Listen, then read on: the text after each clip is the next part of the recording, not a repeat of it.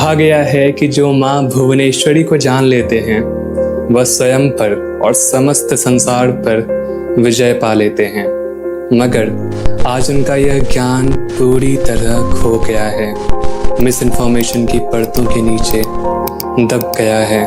ना किसी किताब, यूट्यूब, ना इंटरनेट पर यह उपलब्ध है। भरे पड़े हैं तो बस मिसकंसेप्शंस और सतही ज्ञान। यह विद्या आज केवल एक सिद्ध योगी के हृदय में ही जीवित है। इसीलिए समाज के उत्थान और भ्रम को दूर करने के लिए मैं पहली बार इंटरनेट पर इस प्राचीन सत्य को उजागर कर रहा हूँ, और यह देवी की इच्छा से ही हो रहा है। गिने चुने लोगों को ही यह वीडियो दिखाई देगा। उसमें से एज पर एनालिटिक्स 5% इस पर क्लिक करेंगे, और उन 5% में भी आधे यहाँ तक सुनने से पहले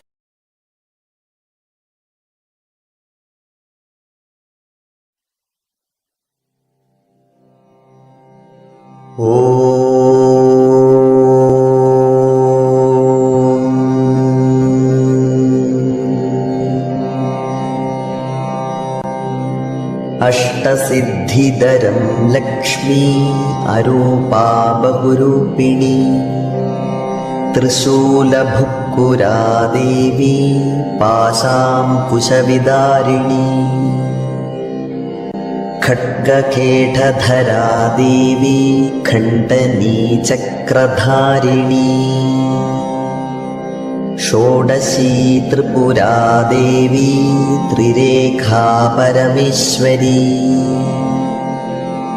कौमारी पिङ्गला चैव वारिणी जगन्मोहिनी दुर्गा देवी त्रिगन्धा च नमस्ते शिवनायका एवं चाष्टशतनामं च श्लोके त्रिनयभावितम् भक्तये पठे नित्यं दारिद्र्यं नाश्यति निश्चयम् एकः काले पठे नित्यं धनधान्यसमाकुलम् द्विकाले यः पठे नित्यं सर्वशत्रुविनाशनम् त्रिकाले यः पठे नित्यं सर्वरोगहरं परम् चतुःकाले पठे नित्यं प्रसन्नं भुवनेश्वरी इति श्रीरुद्रयावले ईश्वरपार्वतीसंवादे श्रीभुवनेश्वरी स्तोत्रं सम्पूर्णम्।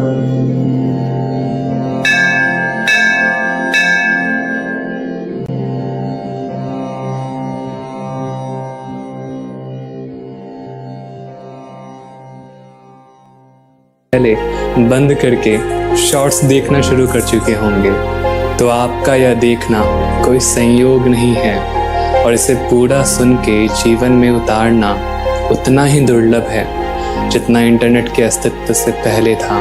खैर, इस सेशन को शुरू करने से पहले आप और मैं, हम दोनों माँ भुवनेश्वरी के ध्यान मंत्र पर ध्यान करते हैं, ताकि हमारे अंतर मन में धारण होकर हमारी बुद्धि को वह अपने स्वरूप ज्ञान से प्रकाशित करें, जिससे मैं शब्दों में उनके विद्या को बयां कर सकूं और आप इन शब्दों का श्रवण कर उन्हें समझ सकें। आंख बंद करें। उद्यद्दीनद्युतिम इंदु कीर्ताम तुंगकुचाम नयनत्रयुक्ताम स्मेरमुखिं वरदांगुष्पाशाम अभितिकराम प्रभजे भुवनेशम। उगते सूर्य की कल्पना करें। वह सुनहरा लाल रंग, गर्म ऊर्जा से भरा, दैदीप्यमान, जिसके उदय होने से चारों ओर लाली छा गई है। वह सुनहरा लाल रंग है माँ का, वही ऊर्जा, वही तेज। वह स्वयं भोर के पहले किरण के समान उज्जवल है। उनके अंदर और आसपास यही ऊर्जा है। उस गर्माहट को महसूस करें। ध्यान उनके मुकुट पर ले जाएं, जिस पर अर्ध चंद्र विराजमान है, जैसे सूर्य की उपस्थिति में चंद्र। उस चंद्र की ठंडक को महसूस करें। ध्यान से देखें उनके चेहरे को। उनके 3 नेत्र हैं। उनकी दोनों आंखों में वह तेज है मानो सूर्य और चंद्र हों। और उनकी भ्रू मध्य पर जो तीसरी आंख है वो जलती ज्वाला है। उनके स्तन ऊंचे हैं और छाती गर्व से उठी है। स्ट्रॉन्ग, एलिगेंट, आत्मविश्वास की प्रतिमूर्ति। उनके 4 कमल समान हाथ हैं। एक में अंकुश है यानी भाला, एक में रस्सी है और तीसरा हाथ अभय मुद्रा में है, जो मानो कह रहा हो डरो मत। देखें कैसे यह आपके हृदय में निडरता और सुरक्षा की लहरें उत्पन्न कर रहा है। किसी भी डर या संदेह को खत्म कर रहा है। और आखिरी हाथ वर मुद्रा में है, जो आपको इस समस्त संसार पर विजय प्राप्त करा सकता है। उन देवी भुवनेश्वरी को नमन करें। अब आंख खोलें। मां भुवनेश्वरी, उन्हें भुवना या भुवनेशी भी कहा जाता है, क्योंकि वो मात्र इस संसार की कारण नहीं है, वह स्वयं यह संसार है। मान लो कि आप दुर्गा माँ की मूर्ति बना रहे हैं। वैसे भी दुर्गा पूजा का समय है, तो वह मूर्ति मिट्टी से बन रही है, तो वो मिट्टी उस मूर्ति का कारण है, ऐसा हम कह सकते हैं। इस कारण को उपादान कारण कहते हैं, यानी मटेरियल कॉज, यानी जिस भी मटेरियल से वो मूर्ति बना है। लेकिन आप जो मूर्ति बना रहे हैं, आप भी तो कारण हैं मूर्ति के अस्तित्व में आने का। तो आपको कहा जाएगा निमित्त कारण। अंग्रेजी में कहें तो एफिशिएंट कॉज या कॉजिंग एजेंट, जिनके थ्रू वो मिट्टी मूर्ति बने, जो मिट्टी को मूर्ति बनाता हो। यह 2 कारण होते हैं किसी के भी अस्तित्व का, किसी भी इफेक्ट का। माँ यह दोनों है, वह संसार भी है और संसार बनाने वाली भी है। इसीलिए भुवना और भुवनेश्वरी दोनों, प्रपंचा और प्रपंचेश्वरी दोनों। अब भुवन और प्रपंच क्या है? भुवन यानी यह संसार जो दृष्टिगोचर है, यानी जो भी आप देख रहे हैं। अपने आसपास देखें, कितना कुछ है जो आपको दिख रहा है, जो भी कुछ आपको सुनाई दे रहा है। सुने मेरी आवाज़, पंखे की आवाज़, शायद ट्रैफिक की, जो भी कुछ आप स्पर्श कर पा रहे हैं, या फोन जो शायद आपके हाथ में है, आपके वस्त्र जो आपके शरीर से स्पर्श कर रहे हैं, जो भी कुछ आप सूंघ पा रहे हैं, शायद वह परफ्यूम जो आपने लगाया है, और जो कुछ भी आप टेस्ट कर पा रहे हैं, शायद वो भोजन जिसे खाते खाते आप मुझे सुन रहे हैं। यह रूप, ध्वनि, स्पर्श, गंध और रस, यह 5 ही संसार हैं। इसीलिए माँ को प्रपंचेश्वरी भी कहा जाता है। प्रपंचसार तंत्र में आदि शंकर ने माँ भुवनेश्वरी को इसी नाम और उनके इसी रूप से संबोधित किया है। प्रपंच यानी सृष्टि जो इन 5 से बनी है। प्रपंच यानी ये विभेदित ब्रह्मांड, जहाँ बस डाइवर्सिटी है, मल्टीप्लिसिटी है।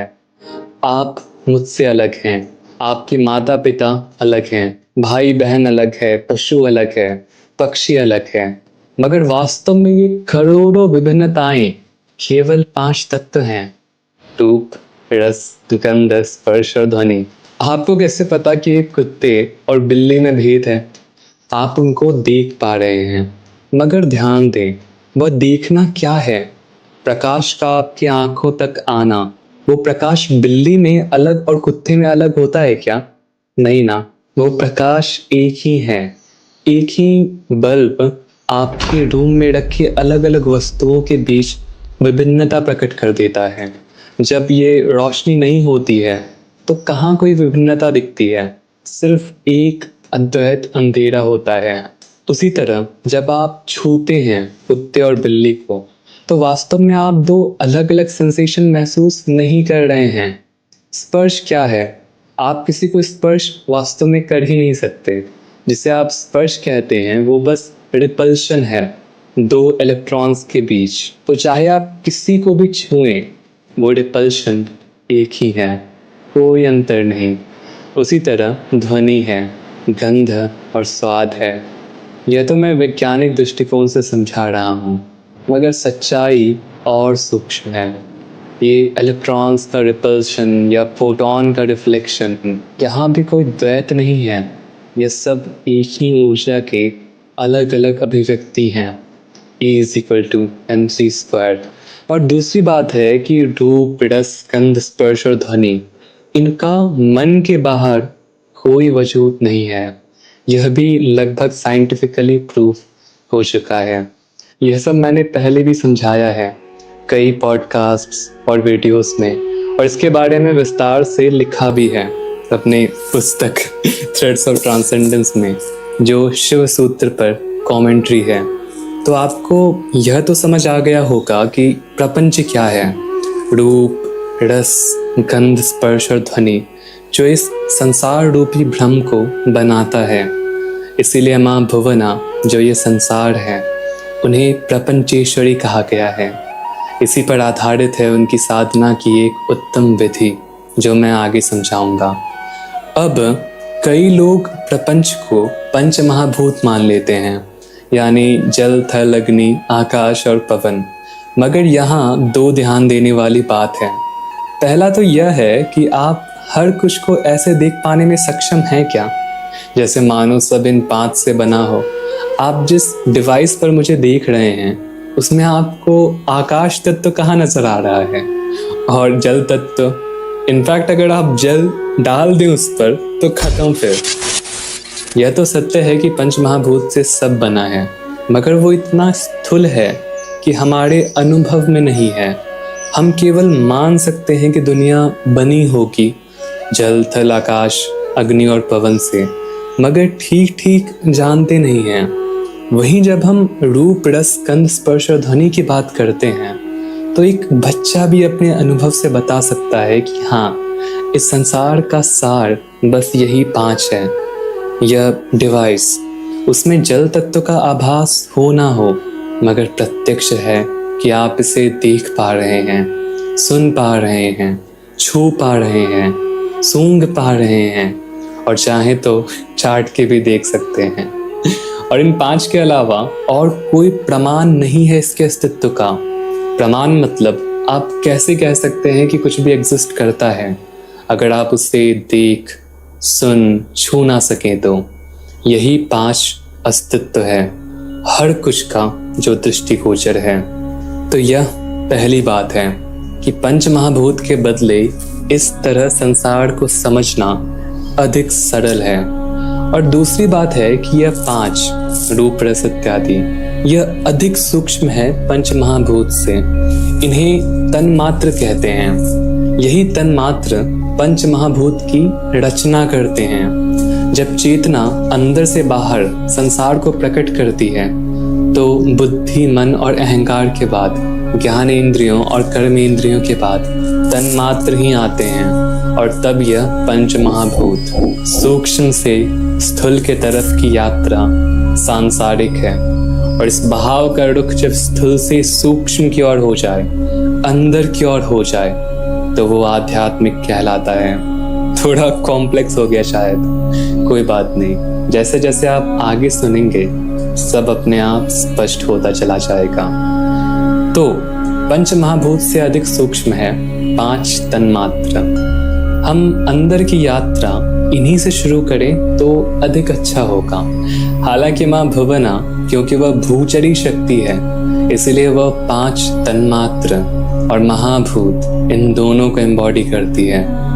हमारी चर्चा बहुत फिलोसॉफिकल हो गई है, और संभवतः आधे से अधिक लोग देखना छोड़ चुके होंगे। शायद उन्हें लगा हो कि इसमें कोई कथा सुनाई जाए या कोई सस्ती विधि बताई जाए कामना पूर्ति की, तो उन्हें जाने दें, क्योंकि अब हम थोड़े और डेप्थ में जाएंगे इस सत्संग में, क्योंकि यह प्रपंच इस पूरे सत्संग का हृदय है। तो इस पे हम लौट के फिर आएंगे।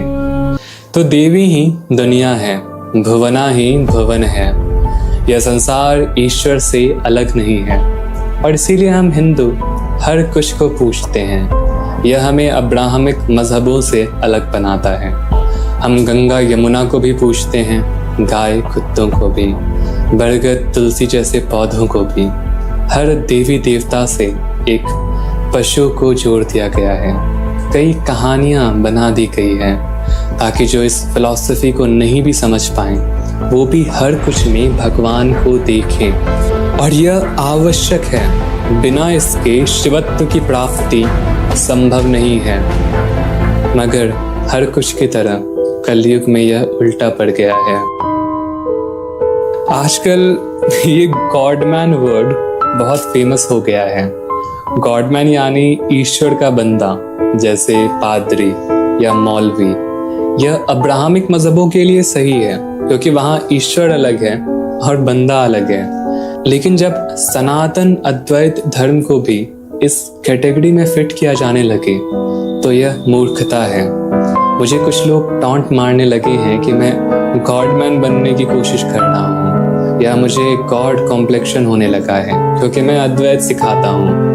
ये एलिगेशंस ऑफ कोर्स एथीस्ट, अब्राहमिक्स और क्रिप्टो अब्राहमिक्स यानी इस्कॉन के फॉलोअर्स द्वारा सुनने को मिलता है। पहली बात तो यह है कि हर कोई ईश्वर है, हर कोई शिव है।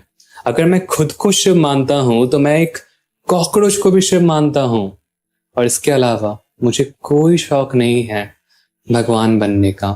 इनफैक्ट मुझे डर लगता है, कलयुग में सब कुछ इतना उल्टा पड़ गया है कि जिसको भी आजकल के लोग भगवान मानते हैं उनकी दुर्गति ही दुर्गति है। वह गंगा यमुना को भगवती मानते हैं, और सबसे पल्यूटेड नदियां वही बन चुकी है आज के समय में। लंदन का थेम्स जो इतना गंदा हुआ करता था वो आज गंगा से साफ है। जिन गायों को हम भगवती माँ की तरह मानते हैं उन्हीं के नाक में हम अंदर रस्सी डाल देते हैं, उनके नेजल सेप्टम में छेद करके। सोचो वो दर्द। और पूरे दिन गायों को हम बांध के खींचते रहते हैं या बांध के रख देते हैं। उनकी स्वतंत्रता खत्म हो जाती है, उनको फोर्सफुली इम्प्रेग्नेट किया जाता है, और हार्मोनल इंजेक्शंस भी लगाए जाते हैं दूध के लिए। कुछ के गले और पैर में रस्सी बांध दी जाती है। क्या ये माँ जैसा ट्रीटमेंट है? क्या ये भगवती जैसा ट्रीटमेंट है? शिव के बैल को अक्सर मार दिया जाता है जन्म लेते ही, या उन्हें हल या बैलगाड़ी से बांध दिया जाता है और कोड़े मारे जाते हैं। क्या हम ऐसे भगवान शिव के वाहन को ट्रीट करते हैं? कुत्ते भैरव का रूप हैं, और उनका क्या हाल किया है हमने। पालने के नाम पर पूरा दिन गले में रस्सी बांध के खींचते रहते हैं, यहाँ बांध के रखते हैं, और जो सड़क छाप हैं उनके पिल्ले मरे रहते हैं रोड पे। कुछ को तो जहर या टूटे कांच खिला के मार दिया जाता है। सांप, उनको हम शिव मानते हैं, और डंडे से उनका सर कुचल देते हैं, और सपेड़े उनके दांतों को तोड़ देते हैं और उन्हें भूखा रखते हैं। चूहे गणपति का रूप हैं, और सबके घर में चूहे मारे गए हैं। कोई इंसान ऐसा नहीं कह सकता कि हमारे घर में अभी तक चूहा ना मरा हो। और हमने नारी को भी देवी माना, और क्या किया हमने पिछले कई 100 सालों से नारियों के साथ। एक धर्म गुरु को मैंने बोलते हुए सुना था कि नारी देवी समान है, इसीलिए हम अकेले नहीं छोड़ते उन्हें, मंदिर में ही रखते हैं, यानी घर पे। और कई ऐसे बेतुके लॉजिक। मगर बात तो सही है ना, जब हमने स्वयं ईश्वर को, शिव विष्णु को, इनको नहीं बख्शा तो और क्या ही कहें। ईश्वर के साथ हम क्या करते हैं?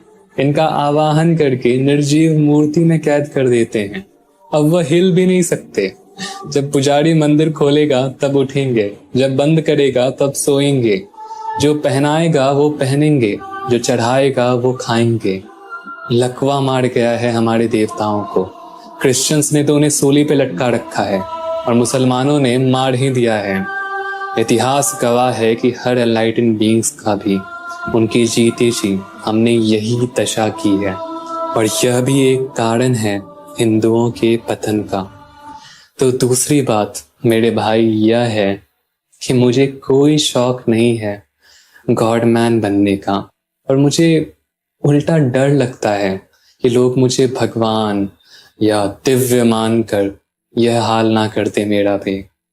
मुझे मामूली ही रहने दो, मुझे मुक्त ही रहने दो। खैर, मैं कुछ और समझा रहा था यह कि देवी भुवनेश्वरी के साधकों के लिए आवश्यक है कि वह इस पूरे ब्रह्मांड के हर जीव जंतु को, पेड़ पौधों को, पर्वत नदियों को देवी के रूप में देखे।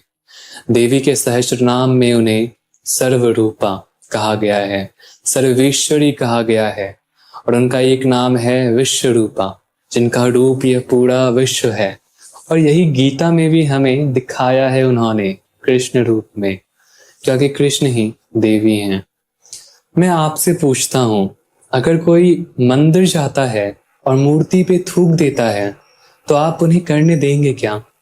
आप चप्पल पहन के भी मंदिर नहीं घुसते, ना घुसने देते हैं। लेकिन हर दिन आप देख रहे हैं लोगों को सड़क पे थूकते हुए, गंदगी फैलाते हुए, नदियों को गंदा करते हुए, केदारनाथ जैसे जगहों पर शराब के बोतल, प्लास्टिक, कूड़ा करकट फेंके मिलते हैं जगह जगह पर। तो यहाँ क्यों हम कुछ नहीं करते? जब देवी ही संसार है, जब उन्हें विश्व रूपा कहा गया है, तो उन्हें मूर्ति या मंदिर में सीमित करके हम क्यों रखते हैं? संसार को दिव्यता से नहीं देखोगे, भुवन का सम्मान नहीं करोगे, तो लाख जाप कर लो ह्रीम बीज मंत्र का, कुछ नहीं होगा। जिन्हें जिन्हें भी हमने भगवान माना है, उन्हें केवल एक्सप्लॉइट ही किया है हमने। धरती हमारी माँ है, क्या दिया हमने इस माँ को? बस एक्सप्लॉइटेशन, जख्म दिए हैं केवल। क्या दिया हमने गंगा माँ को? गंदगी, पाप। क्या दिया हमने गौ माता को? नरक जैसा जीवन। तो जब मैं कहता हूं कि पूरी दुनिया को देवी की तरह देखें, तो मैं ये नहीं कह रहा कि हर कुछ को एक्सप्लॉइट करना शुरू कर दें और हर कुछ की स्वतंत्रता छीन लें, जो कि लोग हर कोशिश करते हैं करने की। आज भी महाविद्याओं की पूजा केवल लोग अपने स्वार्थ या सिद्धियों के लिए करते हैं। इस सेल्फिश यूटिलिटेरियन मेंटालिटी से कभी जान नहीं पाएंगे हम उन्हें। भुवन को भगवान मानने का अर्थ है भुवन की सेवा करना, जैसे अपनी सेवा करते हो। नदियां साफ करना, पौधे उगाना, गौशाला बनवाना, ऐसे जहां गायों को नाक में रस्सी बांध के बांधा ना जाए, ऐसे जहां बुढ़ापे में भी उनकी सेवा की जाए। मेरे मन में कभी कभी आता है कि हम पेंशन स्कीम्स का निर्माण कर सकते हैं गायों के लिए, अर्थात जितनी कमाई उनके दूध से हो उसमें से कुछ पैसे डिपॉजिट करके और थोड़ा लगा के हम उनके लिए रिटायरमेंट प्लान बना सकते हैं या ऐसा ही कुछ। और उसी तरह एनिमल रेस्क्यू सेंटर्स बनवाना, यह सब प्री रिक्विजिट है भुवनेश्वरी साधना के लिए। सबकी सेवा करें, प्यार करें, बिना उनकी स्वतंत्रता को छीने। सुपर इम्पोज मत करें अपने अच्छे बुरे के आइडियाज को उन पे। भुवनेश्वरी माँ की साधना कुंडलिनी योग के प्रथम चरण में भी की जाती है। वास्तव में अनिवार्य है करना। बिना उनके साधना के कुंडलिनी योग में आगे हम नहीं बढ़ सकते। इसके पीछे के साइंस को समझने के लिए पहले तो आपको यह समझना होगा कि कुंडलिनी योग है क्या। अब मैं एकदम सार समझाता हूं इसका, और खेचरी तथा भूचरी शक्ति के रहस्य को भी, जो बड़े बड़े गुरु भी नहीं जानते। चैतन्य यानी कॉन्शियसनेस यह संसार बनती है। यह process of creation big bang से अलग है। जब फिजिकल साइंस के माध्यम से हम कोशिश करते हैं इस संसार के शुरुआत को समझने का, तो वहाँ दो समस्याएं हैं। पहला, कोई तरीका ही नहीं है सही सही जानने का। भूतकाल में जाना असंभव है, तो कंफर्म तो किया ही नहीं जा सकता। हम बस अनुमान लगा सकते हैं। हमने टेलीस्कोप से देखा कि ब्रह्मांड निरंतर एक्सपैंड हो रहा है। क्योंकि गैलेक्सीज हमसे दूर जा रही है। तो हम इस कंक्लूजन पे पहुंचे कि कभी तो वो सब एक साथ होंगी एक पॉइंट पे, और फिर एक रिपल्शन या ब्लास्ट हुआ होगा जिस पॉइंट से एक्सपेंशन शुरू हुआ। मगर यह बस एक एजम्पशन है, कोई संभावना ही नहीं है इसे कंफर्म करने की, क्योंकि इतिहास में नहीं जाया जा सकता। टाइम मशीन ये सिर्फ एक कॉन्सेप्ट है। दूसरी समस्या यह है कि physical science physical point of view से प्रोसेस ऑफ क्रिएशन की बात करता है। इट इज़ जस्ट लाइक कि आप एक सपना देख रहे हैं और उसमें एक जिराफ है। अब आप सपने में उस जिराफ के ओरिजिन को पता करने की कोशिश कर रहे हैं कि वो जिराफ आया कहाँ से, लेकिन सपने की दुनिया में उस जिराफ का ओरिजिन है ही नहीं। आपको सपने की दुनिया का ओरिजिन ढूंढना होगा कि ये सपना कहाँ से आया। सिमुलेशन का ओरिजिन सिमुलेशन में नहीं होता है, उसके बाहर होता है। तो फिजिकल साइंस इस भौतिक दुनिया में ही भौतिक दुनिया के ओरिजिन को खोज रहा है। आध्यात्मिक दृष्टिकोण से प्रोसेस ऑफ क्रिएशन अलग है। हमें बिग बैंग से कोई लेना देना नहीं है, हमने वो फिजिकल साइंस के लिए छोड़ दिया है। हमारे लिए ब्रह्मांड एक अनुभव है। बिना ब्रह्मांड के व्यक्तिगत अनुभव के इस ब्रह्मांड का कोई अस्तित्व नहीं है। किसी भी वस्तु का अनुभव ही वस्तु है, अनुभव ही अस्तित्व है, और इसके लिए हमें भूतकाल में नहीं जाना पड़ता। यह अनुभव अभी हो रहा है, इसीलिए हम इसके स्रोत का पता अभी कर सकते हैं, और इसके लिए हमें किसी टेलीस्कोप की आवश्यकता भी नहीं है, क्योंकि अनुभव हमारे अंदर से हो रहा है। तो स्वयं के अंदर झांक के ही इस स्रोत को ढूंढा जा सकता है। ऋषियों ने ये ढूंढा और वह इस निष्कर्ष पर पहुंचे कि इस अनुभव का स्रोत है कॉन्शियसनेस। अगर आप कॉन्शियस नहीं रहें तो क्या आप किसी भी चीज़ का अनुभव कर सकते हैं? नहीं। इसीलिए कॉन्शियसनेस इस दुनिया का स्रोत है। कॉन्शियसनेस ही कॉग्निशन बनता है। कॉग्निशन इंद्रियां, और ये इंद्रियां प्रपंच रूपी संसार को प्रोजेक्ट करती है। इन्हीं चार को कहते हैं खेचरी, गोचरी, दिक्चरी और भूचरी।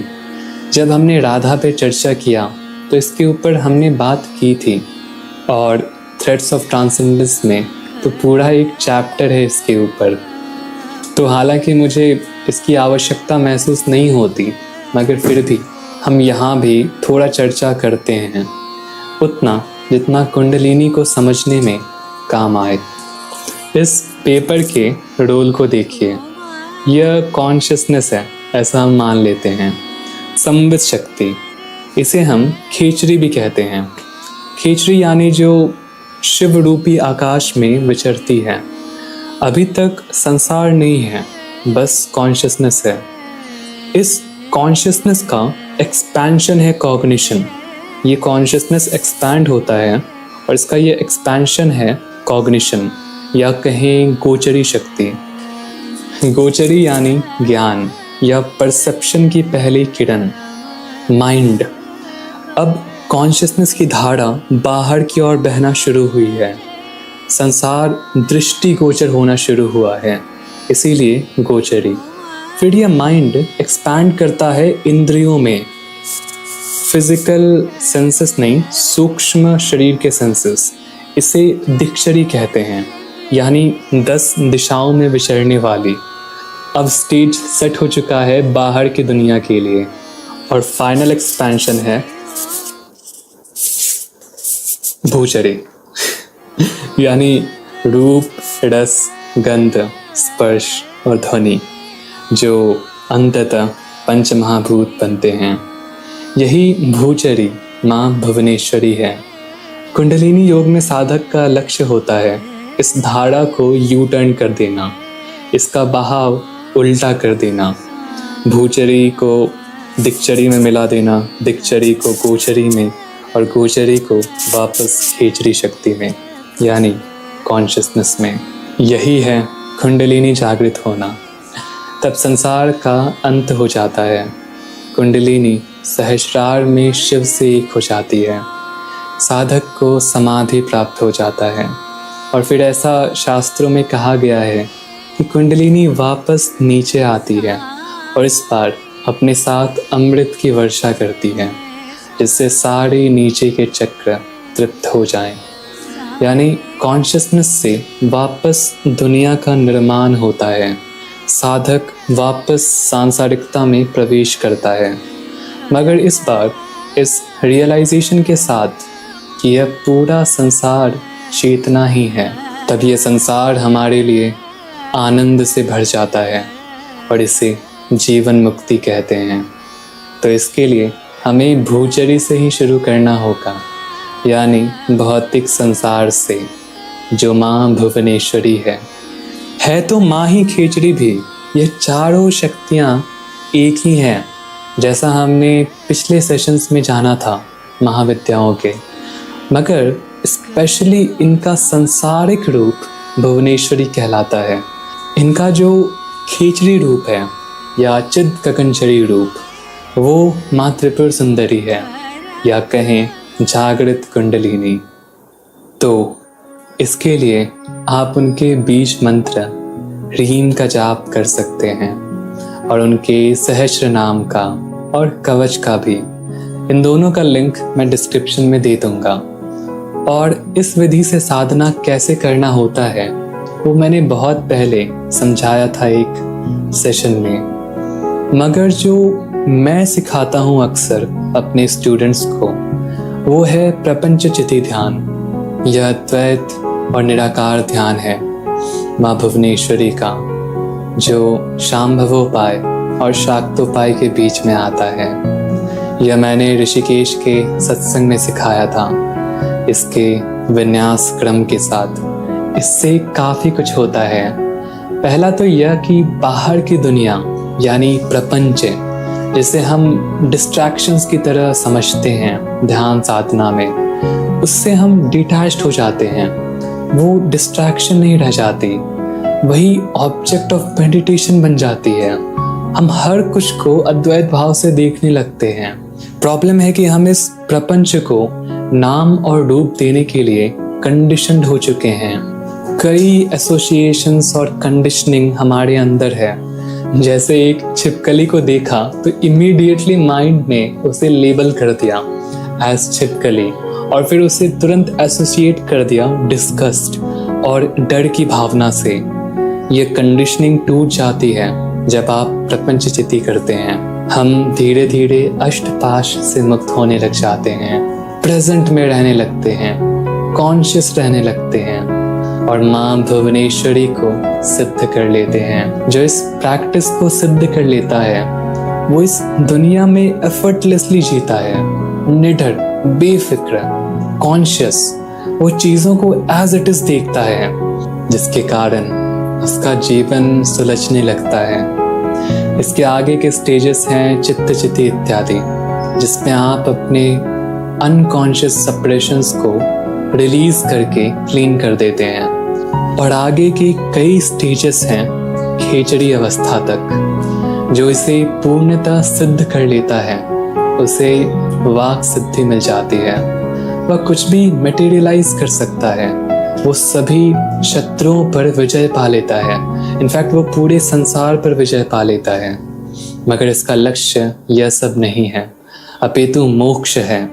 खैर, प्रपंच चिति है एसेंशियली बाहर की दुनिया को एज इट इज देखना, बिना लेबलिंग के और बिना बाउंड्री के। क्योंकि यह सत्संग पहले ही बहुत देर का हो गया है, इसीलिए हम इसके बारे में अधिक चर्चा नहीं करेंगे। मगर हाँ, अगर आप कहें तो हम एक ऑनलाइन शिविर कर सकते हैं कुछ दिन का, जिसमें इस प्रपंचेश्वरी साधना को चित्त चिति साधना के साथ लाइव सिखाया जाए, इसके विन्यास क्रम के साथ। उसका निर्णय मैं आप सब पर छोड़ देता हूँ। अगर इंटेंस डिजायर है इस साधना को अपने जीवन का एक अंग बनाने का, तो ही बताएं। और अगर आप में माँ के भुवनेश्वरी रूप के बारे में और जानने की जिज्ञासा है और उत्सुकता है, तो हम आगे भी इस रूप पर चर्चा करेंगे। आज के लिए बस इतना ही। अगला सत्संग इस सीरीज में होगा महाविद्या छिन्न मस्तिका पर। ओम नमः शिवाय।